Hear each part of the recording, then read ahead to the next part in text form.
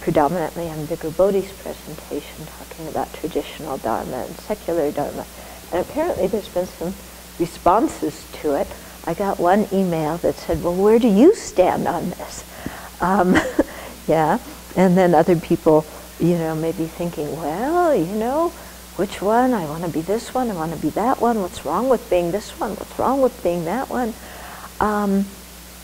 So actually, it isn't a dichotomy, between those two things. There are certain issues in which all of us will go more towards one side, and other issues in which we will go towards the other side, and people will be very, very different.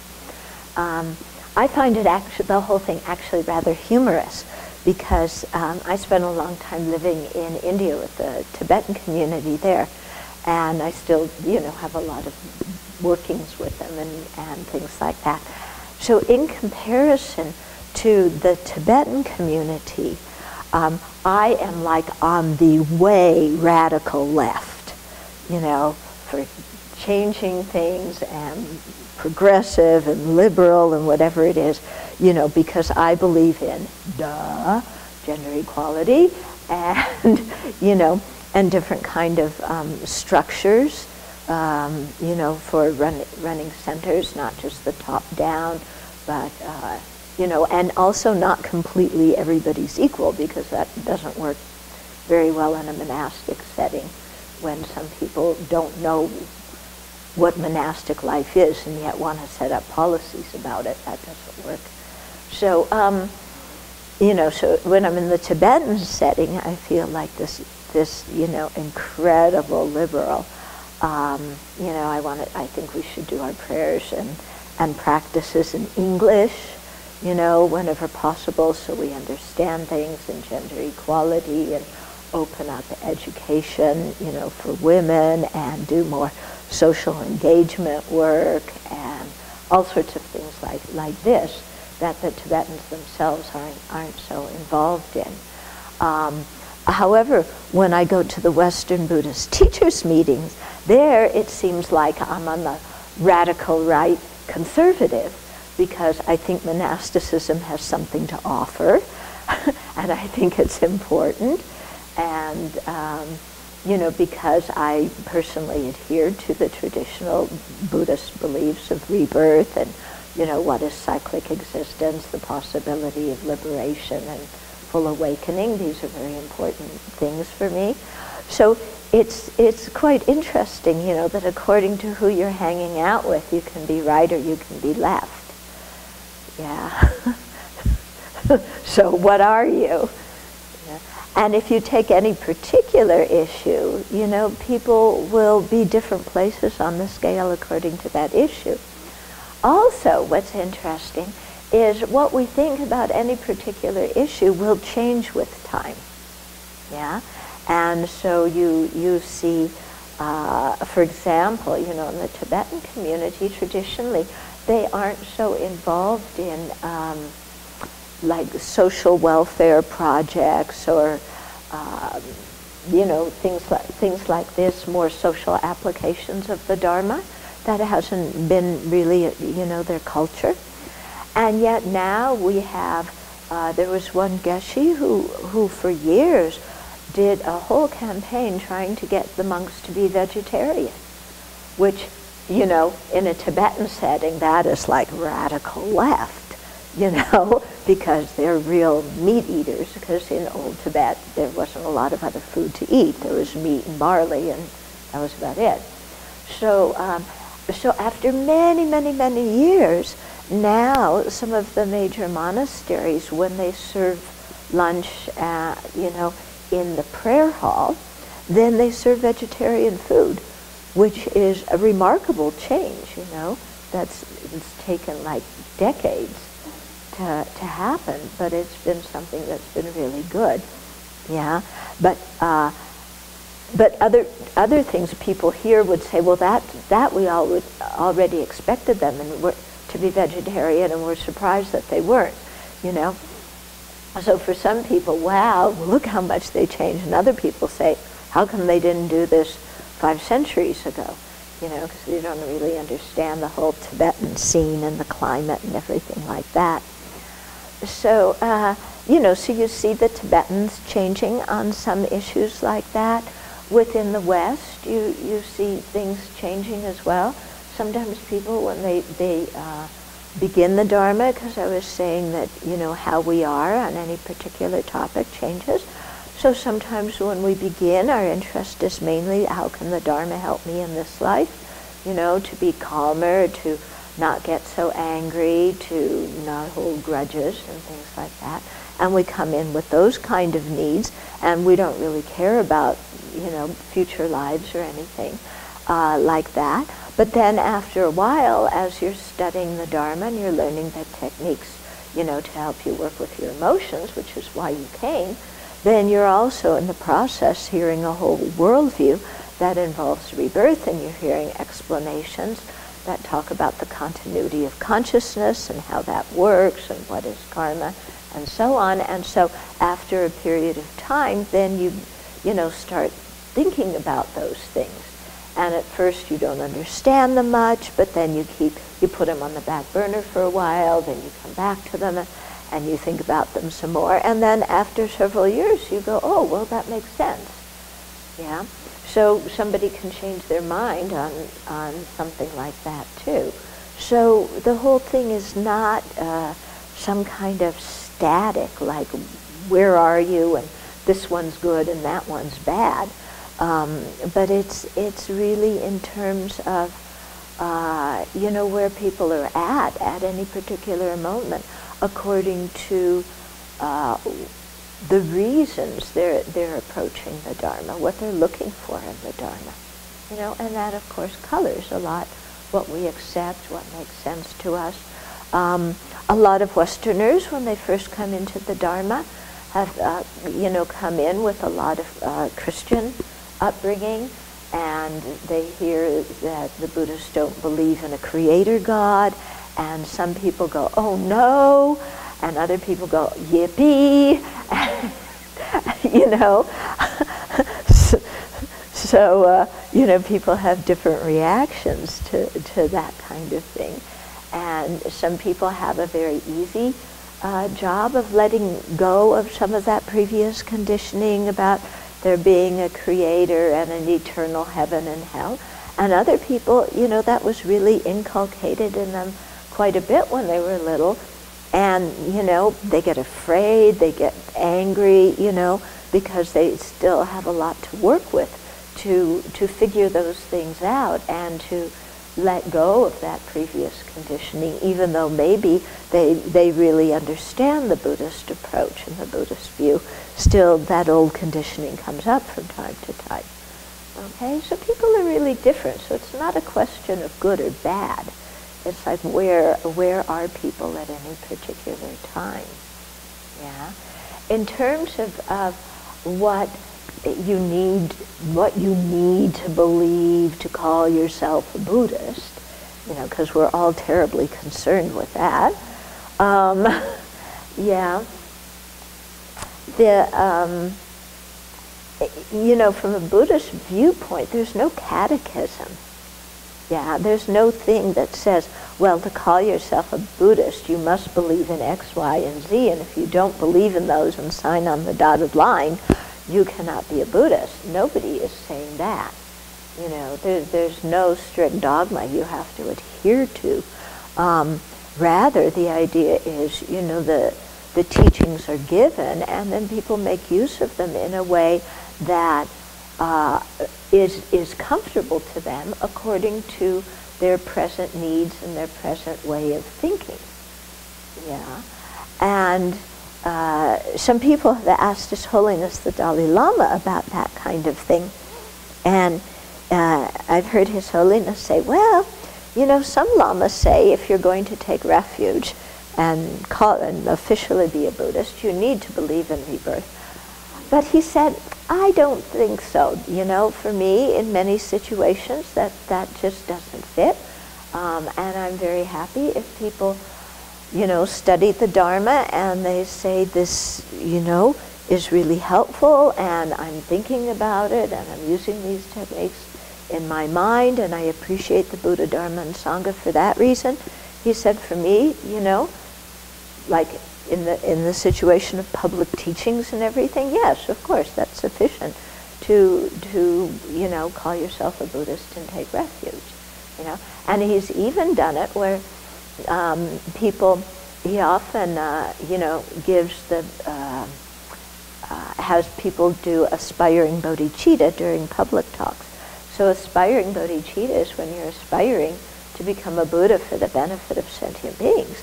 So if you look, technically speaking, you know, you have to believe enlightenment's possible to want to lead all sentient beings to enlightenment. Yeah.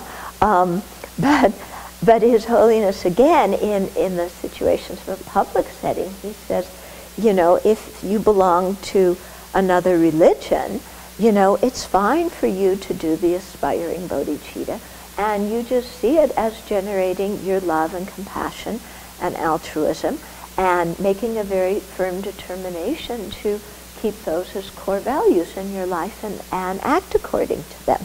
And so in that context, then he'll give the aspiring bodhicitta to this auditorium full of people, you know, and if it's a public talk situation, you know, many of them, well, probably over half, will not even call themselves Buddhists, but His Holiness, you know, does that because it's something beneficial for them. Okay? So,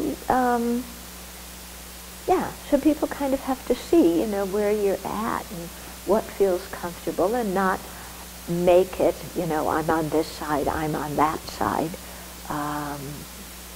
Yeah? But be open to change and open to accepting that different people make different choices on these things, and that's okay. Yeah? Some Tibetan monks do not believe in gender equality. Yeah? Now, am I going to say, well, I'm not going to be a Buddhist because those Tibetan monks, you know, some don't believe in gender equality? That would be totally ridiculous. I would be the loser if I thought that, you know, because that's a social issue, and I didn't come to Buddhism for, you know, about social issues. I came, you know, because I wanted liberation. Yeah? So, you know, I had one of my teachers who thought George Bush was a great president. You know, all of his Western disciples were going, you know, but, you know, he was an incredible, amazing Dharma teacher, and we all loved him dearly. And political views are somebody's political views. They're entitled to them, but that's not why we came to the Dharma. Yeah? We came for something else. Okay, is that making some sense to people? Yeah. Before I stop, because one person said, where do I stand? Well, I believe in rebirth and karma, and that cyclic existence exists, and that we all have the Buddha nature and the possibility to attain awakening, and all of that makes sense to me, and it helps me to be a better person and to live better and to live in a more aware way right now. Yeah? In terms of other things, I don't agree. Yeah? But in terms of that, I do agree. I also think we should, you know, as Buddhists, I think we should vote. Some Buddhists in the West say we shouldn't vote. I think definitely we should vote. I think it's good to be involved in social, you know, welfare projects, socially engaged Buddhism. But in doing so, everybody's got to find their own balance. Some people will be more engaged, some people less engaged. Some people engaged in one issue, some people engaged in another issue, you know, and that's fine. We need that kind of diversity. And some people, you know, want to go and retreat and develop samadhi and realize emptiness, and I applaud them. You know, I'm not going to tell them leave retreat and, you know, go do something on the streets, because I think what they're doing in the long term is going to be really valuable for many beings, you know, in a longer term perspective. Okay? So, yeah. That's where I am. You can agree. You probably disagree. That's okay. Most people disagree with me because not everybody knows that my views are the right ones, right? And we all think that, don't we? My views are the right ones. So everybody who disagrees with me must be wrong. We have this habit of putting right and wrong on everything, you know, which is really not a very good habit. So I hope you understand I was being facetious. On the other hand, yes. Oh, this is a good point. Because Venerable Jampa, who isn't here right now, she's in Germany, she listened to the BBC and she wrote and said that one time somebody asked Dayab Rinpoche, one of the lamas in Germany, you know, to be a Buddhist teacher, should you, you know, do you need to believe in karma and rebirth and these kind of things? And he said yes, because he said if you're going to teach what the Buddha taught, these are essential things that form the setting that makes the Dharma make sense, you know? And so if you don't have that in terms of your own belief, then it's going to be difficult to talk about even something like bodhicitta, for example, because bodhicitta is the wish to attain full awakening, to liberate all sentient beings. Well, if you don't believe in rebirth and there's only this life, then what does full awakening mean? Yeah, awakening from what? If there's only this life? Yeah, and you were born and, you know, came out of causelessness and you die and there's nothingness afterwards, then what really does full awakening mean? And how are you going to benefit people? And what does Buddhahood mean? You know? So he said, you know, if you're going to be a Buddhist teacher, then this kind of has to be your background. Otherwise, it's going to be difficult for you to teach, you know, the whole Buddhist worldview within which everything exists. Yeah. Now, if you're going to teach mindfulness meditation in a psychology context, of course believing in rebirth isn't necessary, because you're teaching, you know, one meditation technique and you're taking it out of Buddhism. So you're not teaching Buddhism, you're teaching one meditation technique in the context of therapy. So for that, clearly you don't need to have a Buddhist worldview, you know. And I don't consider that teaching Buddhism. Yeah. Right. Yeah. And His Holiness is very encouraging because he, you know, at his public talks, many people from other religions come. And he always says to them, you know, that all religions are teaching, you know, kindness, forgiveness, ethical conduct. And so if your other religion makes sense to you, fine, you know, believe that. And if you want to take some techniques for Buddhism to help you in your other religion, that's fine. You know, so I've taught Catholic nuns, you know, different Buddhist things. And, you know, but you see so much of what the Buddha taught, it just makes sense. So it's not even Buddhist doctrine. It's just sense if you think about it. Because when I taught these nuns, they were going, yeah, I mean, they were tracking. They knew exactly what I was talking about. Okay. Oh, another thing that His Holiness does is he will pray with people from other religions. Yeah. And it was making me think, because we're coming around to, like, soon the 2nd anniversary of Newton, you know, and the killing of the children there. And I remember that there was one Christian minister, I can't remember of what denomination, and he went to because they had in Newton an ecumenical prayer session, and he went, and his denomination reprimanded him for doing that, because you're not supposed to worship with people who are heretics. who don't believe with what you believe. Yeah? And that the leader of that denomination got so much flack from that because people were saying, look, these kids just got killed. We want the community to come together, not have more things that separate us.